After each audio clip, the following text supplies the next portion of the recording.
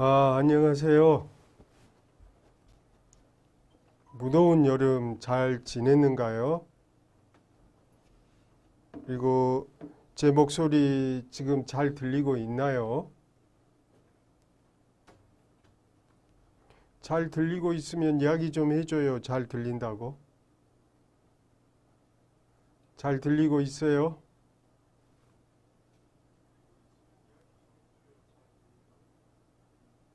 네, 잘 들리니까 보네요. 방금 전에 방송이 잘 안 들린다고 해서, 네, 그러면 지금부터 시작할게요. 네, 여름이 많이 더웠고 그랬는데 휴가도 잘 다녀오시고, 그리고 즐거운 휴가가 됐나요?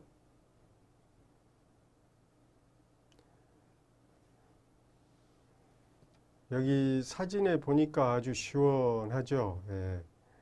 이게 몇 년 전에 저기 남해에 가서 찍은 사진인데 물빛이 아주 시원합니다. 오늘은 이 알아차림 명상이란 무언가. 근데 본래 알아차림과 그다음에 사마타 수행, 위파사나 수행. 이게 사마타 수행은 집중 명상이라고 그러고 위파사나는 통찰 명상이라고 그럽니다. 그래서 오늘은 알아차림 마인드풀니스에 관련된 이야기를 할 거고요. 다음에는 그 사마타, 위파사나 순차적으로 공부해 가도록 하겠습니다. 알아차림이라는 말 여러분들 많이 들었을 거예요.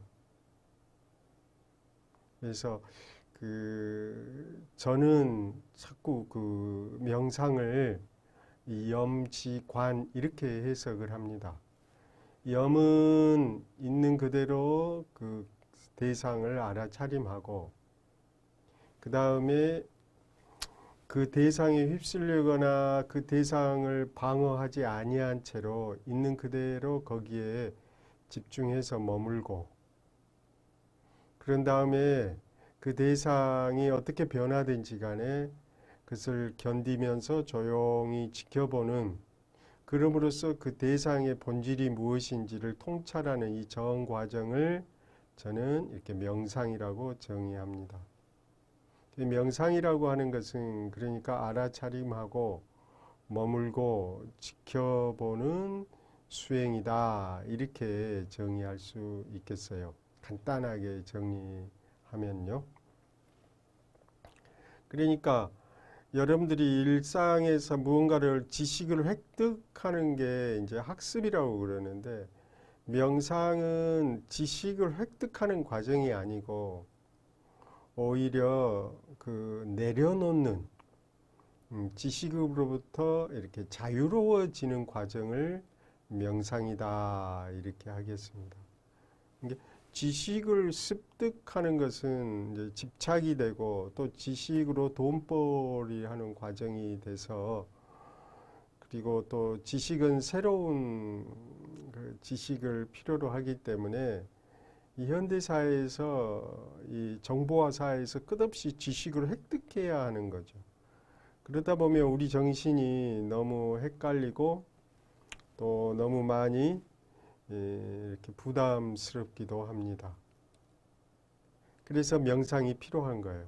오히려 지식으로부터 자유롭고 마음이 이렇게 정화가 되는 그럼으로써 고통으로부터 자유로워지는 길 그걸 우리는 명상이다 이렇게 정의할 수 있고 명상은 어떻게 하느냐 알아차림하고 머물고 사마타 수행이요 집중을 하는 수행 그리고 위파사나 그 내 대상을 통찰해서 통찰이 되어야 자유로워지니까요. 그래서 이런 과정을 명상이다 이렇게 정의하고 그 첫 번째 단계가 알아차림입니다. 내가 뭔가에 집중하려고 해도 먼저 알아차림을 해야 되는 거죠. 그래야 그곳에 집중이 가능하거든요. 이게 집중 이전에 먼저 알아차림이 있어야 된다는 겁니다. 그리고 뭔가를 지켜봐 통찰한다고 할 때도 뭔가에 대한 그 대상에 대한 알아차림이 있고 그곳에 머물러야죠. 지속적으로 머물러야 거기서부터 통찰이 일어난다. 이런 뜻에서 염지관은 따로따로 있는 게 아니고 함께하는 명상이다. 프로세스 과정으로서의 명상을 정의할 때 염지관 명상이다 하고 한글로는 한글의 앞 글자를 따갖고 알머지 알아차리고 머물러 지켜본다. 그래서 저희들은 애칭으로 알머지 명상 이렇게 부르고 있습니다. 그래서 이 세 가지를 설명하는데 먼저 오늘은 첫날이라 이 알아차림에 관해서 이제 더 집중적으로 같이 공부하는 시간 갖도록 하겠습니다.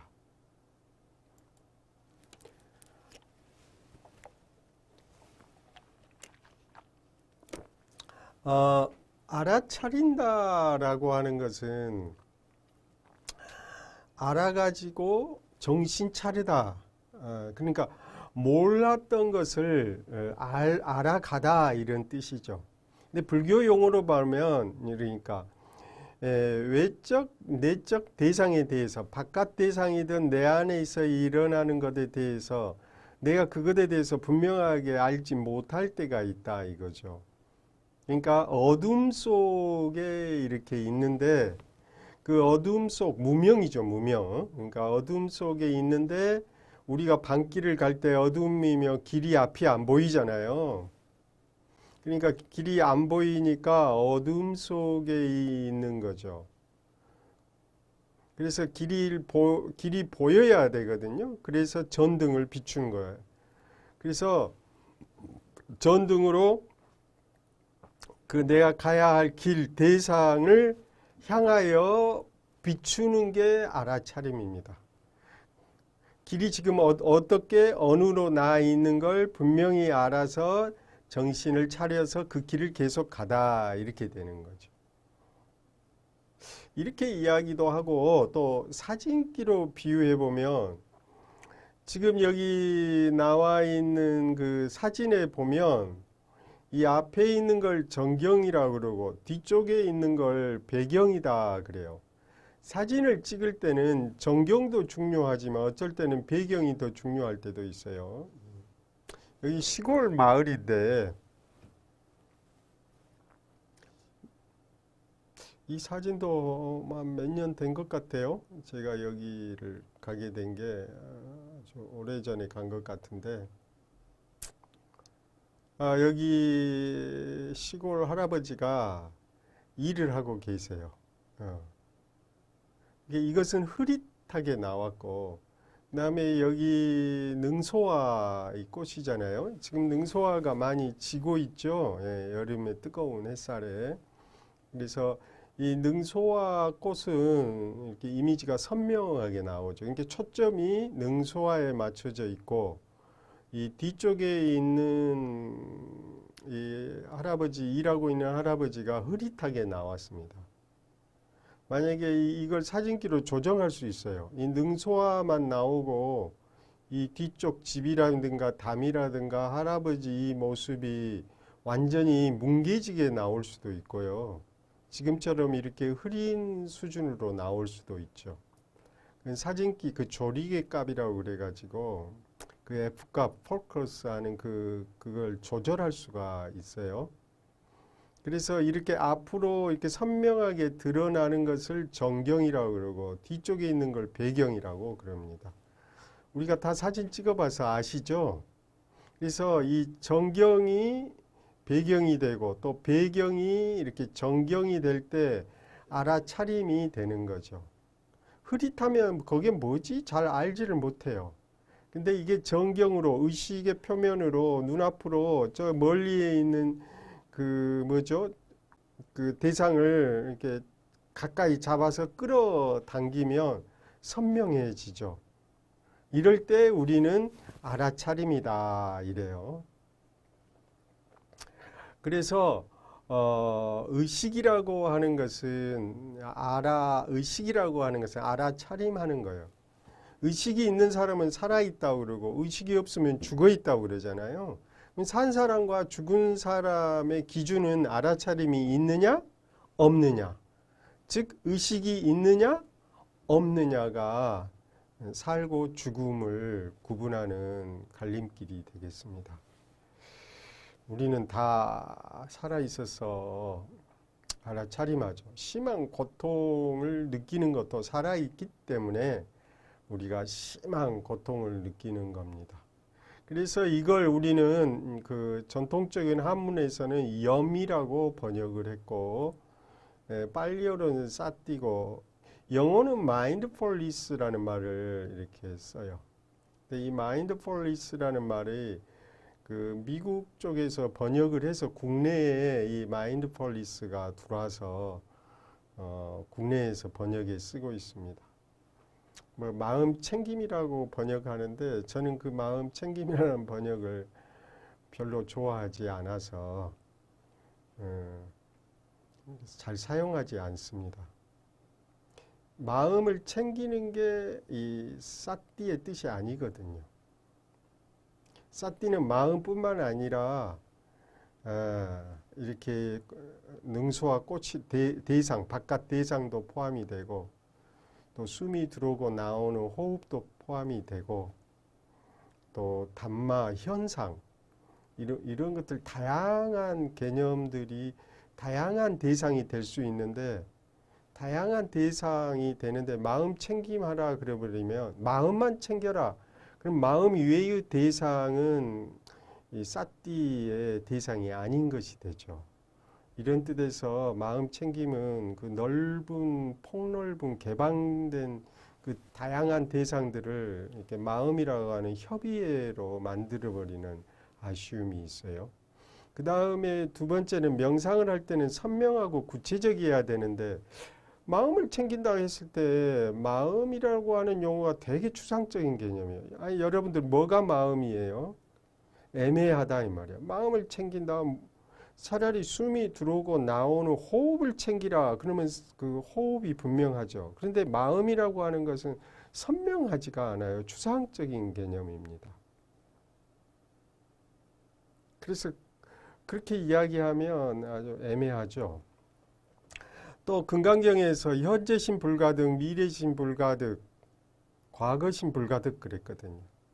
이 금강경의 입장에 서면 그 현재의 마음도 과거의 마음도 미래의 마음도 얻을 수 없어요. 마음이라는 게 본래 존재하지 않는데 즉 무심이죠. 마음이란 본래 존재하지 않아요. 그런데 마음을 챙긴다고 하니까 뭘 챙기냐. 이렇게 해서 이 마인드풀니스에 대한 그 잘못된 이해가 사띠에 대한 잘못된 오해가 있다. 그래서 저를 비롯한 불교계 내에서는 이 마음 챙김이라는 용어를 잘 안 씁니다. 심리학 쪽에서는 내부적으로 그 용어를 좀 쓰고 있는지 모르겠는데 우리 쪽 입장에서는 그 용어가 적절치 못하다. 근데 제가 봤을 때도 심리학 쪽에서도 그 용어가 지금 공식적으로 쓰고 있는데 심리학 입장에서도 그 용어는 잘못된 용어다 이렇게 이야기를 드리고 싶어요. 어쨌든 마음 챙김이다 이분들은 알아차림이다 이렇게 이해하시면 될 것 같고요. 그래서 이 알아차림한다 라고 하는 것은 정신을 반짝 차린다 이거죠. 마음을 챙긴다는 뜻이 아니란 뜻이에요. 그 다음에 두 번째 또 문제가 뭐가 있냐면 이제 알아차림하고 쌍빠잔나라고 하는 개념이 있어요. 알아차림한다는 것을 하고 정념으로 많이 한역에서 번역했고 쌍빠자나는 정지로 번역을 했어요. 여러분들이 경전을 읽다 보면 정념, 정지가 아주 자주 반복적으로 나오는데 정지, 정념 이렇게는 안 쓰고요. 정념, 정지 이렇게 두 가지로 항상 정념이 먼저 나오고 그 다음에 정지가 나옵니다. 그 염처경에서는 정지가 먼저 설명이 되고 나중에 정념인데 염처경을 제외한 다른 그 모든 초기 니까야에서는 전부 삼마사띠, 삼마쌍빠자나 그래가지고 정념, 정지 이 순서대로 설해지고 있어요. 그러면은 정념은 뭐고 정지는 뭐냐? 예. 알아차림은 이게 개별적이고 구체적인 대상을 해요. 한문으로는 이걸 자상이라고 그럽니다. 자상. 개별적 대상이에요. 이게 몸으로 말하면 앉거나 걷는 개개인 하나하나의 특별한 그 행동, 파티큘러죠. 네. 개별적인 거예요. 그리고 마음속에서 일어나는 생각이나 감정을 이렇게 알아차림하는 거죠. 그러면 알아차림의 대상이 특정한 감정이나 그 생각이 개별적인 거고. 그 다음에 이 알아차림은 과거나 미래가 아니고 지금 여기에 현재를 대상으로 한다. 이게 여기 현재에 일어나는 행동이나 감정이나 생각 이런 것들을 대상으로 한다. 이런 거예요. 그리고 비언어적 자각을 말해요. 알아차림은 아직은 언어적 판단이 없는 상태를 말하는 겁니다. 그러니까 비언어적 자각이다. 이렇게 이야기하는 거죠. 현재의 구체적 개별 대상에 대해서 비언어적 자각. 이게 꽃이다 라고 하거나 이게 슬픔이다 하고 있을 때는 꽃이다, 이것은 꽃이다, 슬픔이다 하기 전에 뭔가가 알아차림이 먼저 있고 그런 다음에 분명한 알미 뒤따라오는 거죠. 이건 꽃이고 저건 생각이다. 이렇게 구체적 그 대상을 선명하고 분명하게 아는 거죠. 근데 이 선명하게 분명하게 알다라고 했을 때 쌍빠자나 할 때 빠자나는 봤냐 음역에서 봤냐 그러죠. 마하 봤냐 할 때 봤냐예요. 그러니까 이 분명한 알은 봤냐 지혜하고 상통하는 거고 이 쌍이라는 말은 함께 together 나중에 이런 뜻이에요.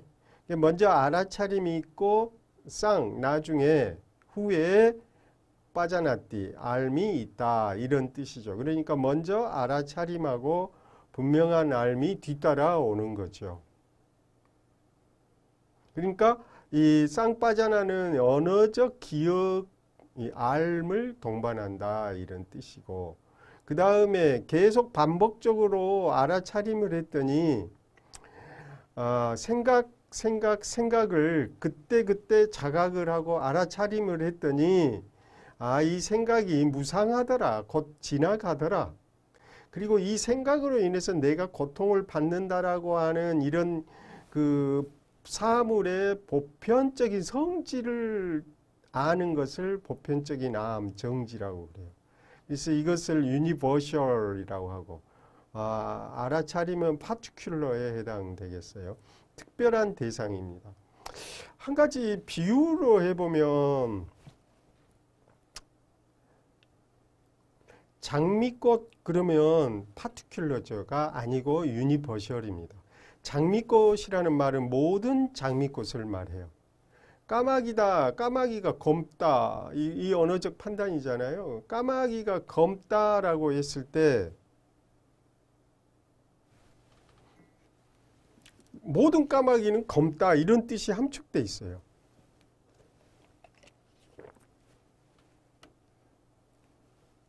그러니까 유니버셜인 거죠. 그러니까 이 R은 분명한 암은 굉장히 유니버셜한 그런 그 컨셉이다 이 말이죠. 근데 이 알아차림은 컨셉이 아니에요. 개념이 아니에요. 리얼러티예요. 실제 리얼한 그 대상이죠. 그러니까 꽃이다 그러면은 사람들은 개념적으로 파악해요. 유니버셜로. 근데 꽃 하나하나는 뭐죠? 이 꽃 저 꽃이 동일한 게 아니죠.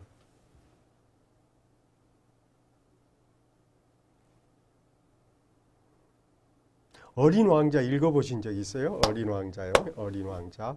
좋아하세요? 리틀 프린스? 저는 한때 20대인가요? 어린 왕자 읽기를 매우 좋아해서 아주 어린 왕자를 한 10번 이상 읽어본 것 같아요. 아주 많이 읽어갖고 다 외우다시피 했고 그런데요. 어린 왕자가 왜 지구에 온지 아시죠? 그 소옥성 자기가 가꾸고 있는 장미꽃이 있어요. 근데 이 장미꽃을 가꾸었죠. 아프면 돌봐주고 바람이 불면 방어막도 쳐주고 벌레가 오면 벌레도 잡아주고 사랑을 듬뿍 했죠. 그런데 이 장미꽃하고 다툼이 생겼어요. 그래서 어느 날 어린 왕자는 새 다리에다가 묶어가지고 지구로 날아왔죠. 근데 지구에 와서 보니까 장미 그 사막을 지나다가 마을 입구에서 엄청난 수천 송의 장미꽃을 봤어요. 그래서 어린 왕자는 놀래가지고 왜냐하면 그 소옥성에 있던 장미꽃이 항상 자기 어린 왕자한테 그랬거든. 나는 유니크하다고. 이 우주에서 오직 나 하나뿐이라고. 보통 명사가 아니고 고유 명사라는 거예요. 꽃은 나 하나뿐이라고 그랬거든 항상. 장미꽃은 하나야 우주에서. 어때요? 여러분들도 우주에서 하나죠. 둘이가 있을 수가 없어요. 그래서 이 어린 왕자는 그 장미꽃밭에 넘어져 갖고 울었다는 거예요. 수많은 그 장미꽃 어떠세요? 지하철 타고 가다 보면 그 지하철에서 수많은 사람들이 막 쏟아져 나오죠. 그럴 때 어떤 느낌 받아요?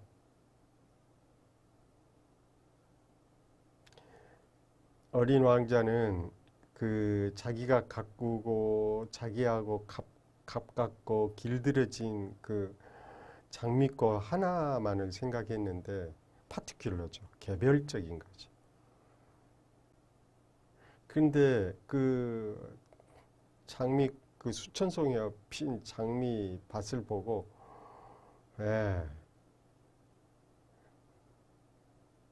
공허함과 또 뭘 느꼈을까요? 공허함과 외로움과 그 수많은 그 꽃이 있지만 나한테는 meaningless, 의미가 없는. 그래서 실존적 그런 공허감을 느꼈을 것 같아요.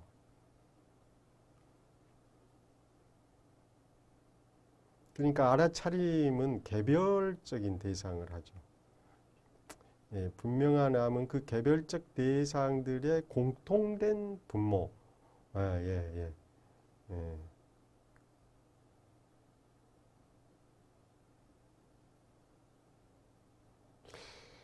여기 공상인데 이 공자가 공통되다는 공인데 이거 이거 한자가 잘못 지금 여기 되어 있네요. 시정해야겠습니다. 그래서 알아차림은 고유명사에 대한 부분이고 분명한 암은 보통명사인 거죠. 사람이라고 했을 때 수많은 사람이 아니고 어떤 나하고 가까이 있고 구체적으로 만질 수 있고 지금 여기에 존재하며 비언어적 말로 표현할 수 없는 그 대상이죠. 그럴 때 알아차림이라고 그렇게 이야기합니다. 알아차림과 분명한 알 이해되셨어요? 그 두 가지는 확연하게 구분되는 겁니다.